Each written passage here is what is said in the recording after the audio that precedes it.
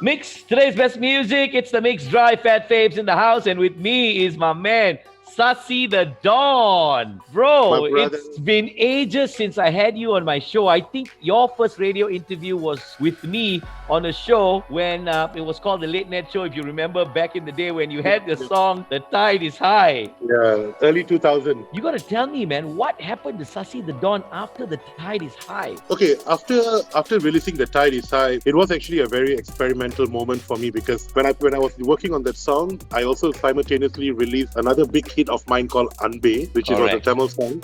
Yeah. And both songs at that time were simultaneously released at the same time. It was great. The journey was good. A lot of opportunities. Things were just moving. But at that time, I was still a student in UM. Right. So once I completed my studies and when I came out, the time past the release of Tide is High. Well, there was a lot happening. But once I came out of university, I got into my working life. I was working for an advertising agency and I found my love and my interest there. And in the meantime, while I was working, my bosses, he was the one that actually encouraged me and said, hey, you're not making music. You're not doing this, you're not doing that. Right. And he encouraged me. He told me that I have to go out and do what I do best. And then I actually went and recorded an album. I had a big Malay song at that time, which was I collaborated with Amy Search. And then I moved on. I went on recording albums after albums. I collaborated with Apache Indian. Yep. As you said, I made a song with Dr. Alban. And then I started focusing more on the Indian music scene. And then I was spending a lot of time in Mumbai at one time. And, I was just working at the same time, discovering how far can my music go. So,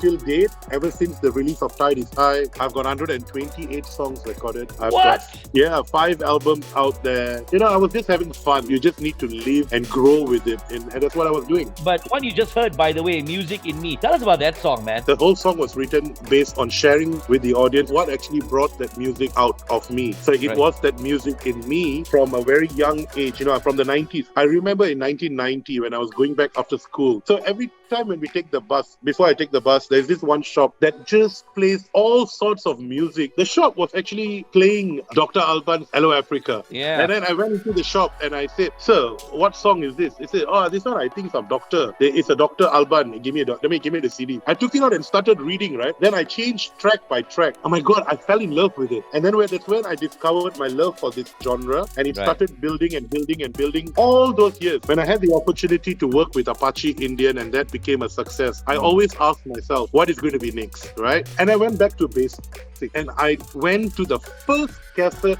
I bought in my life, and that was Dr. Alban's Hello Africa. If you don't know what cassette is, it's like that square. Inside got tape, I took that cassette and it just inspired me all my life. So when it came to the point of doing what is next after the song with Apache Indian, I kind of told myself, what if I worked with Dr. Alban? And trust me, right? I don't know him. I don't know how to get in touch with him. I was about to ask you, I know no one who knows him, all right? I had this thinking at 3 a.m. and I went back to my laptop and I sent in this email. Dear Dr. Alban, I'm sure you received all my emails or I may be blindly writing to no one. But whatever it is, I just want you to know I grew up listening to you and you have impacted my career as an artist. Thank you for everything. Why don't you Google Sasi The Don Dr. Alban? In 12 hours, I get a reply, call me back Alban, and there's a handphone number. No way! That's the best story ever, brother! Bro, this is madness, alright? I mean, I've watched the video because I love your music videos. Your music videos always tells the story of behind the scenes and how you do stuff, right? Yeah. So I watched that video and I could see the bond between you and Dr. Alban in that video already. I mean, you guys sitting in the studio working with the music, it's great. Yeah. It's amazing. I used to be a Dr. Alban fan. In fact, I still am. I know a lot of Dr. Alban songs, right?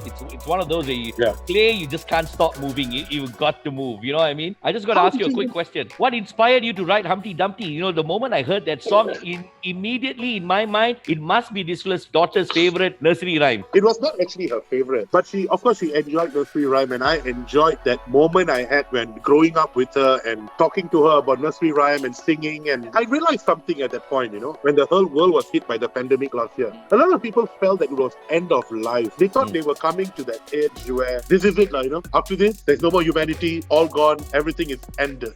Life is gone. World was becoming so chaotic, and then the pandemic hit the world. Then then I realized the magic in life, it's always in us. Now, this is the moment where I pictured Humpty Dumpty was the real story. You know why? The actual nursery rhyme told us Humpty Dumpty sat on the wall, Humpty Dumpty had a great fall, and we all knew that Humpty Dumpty had a crack on his head and he was broken. All the king's horses and king's men. Yes, all the king's men, the king's horses, everyone came, but they still couldn't put Humpty Dumpty back again. I realized at that point, what happened to Humpty Dumpty after that? And I was thinking, how could this king's man and all these people did not put him back? That means something is wrong with these people, right? Then I decided, let me pick Humpty Dumpty up and put him back again. You know why? When the world was hit by the pandemic last year, a lot of people were on top of the wall and they all had the great fall. Correct. Everyone came down. And I think sometimes most of the root of our problem is us ourselves. You know why? Because we stopped reflecting ourselves, who we were. So this is a big problem in the human race. So basically the song is about putting Humpty Dumpty back together again. You're talking about humanity lah.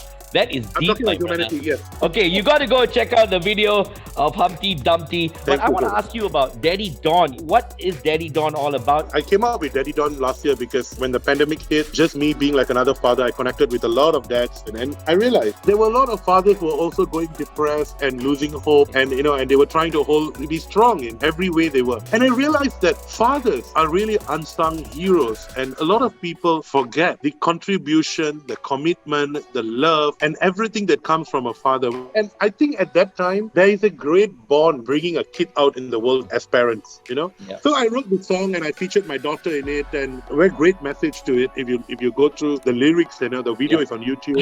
Nice. Okay, so very quickly, how is Sasi The Don going to champion Malaysian artists? Okay, so for me as an artist, I would say that I plan to push this record label I have to support many Malaysian artists who I can bring on board and take them to the next level, right? Because we know Malaysia is our home, so we will never go wrong with this market. Yeah. But the most important thing is that how do we take ourselves and our product out of the country? Sasi, thanks for spending time with us, man. Thank you so much for spending time with us. Thank you for the really amazing stories, the inspiring stories.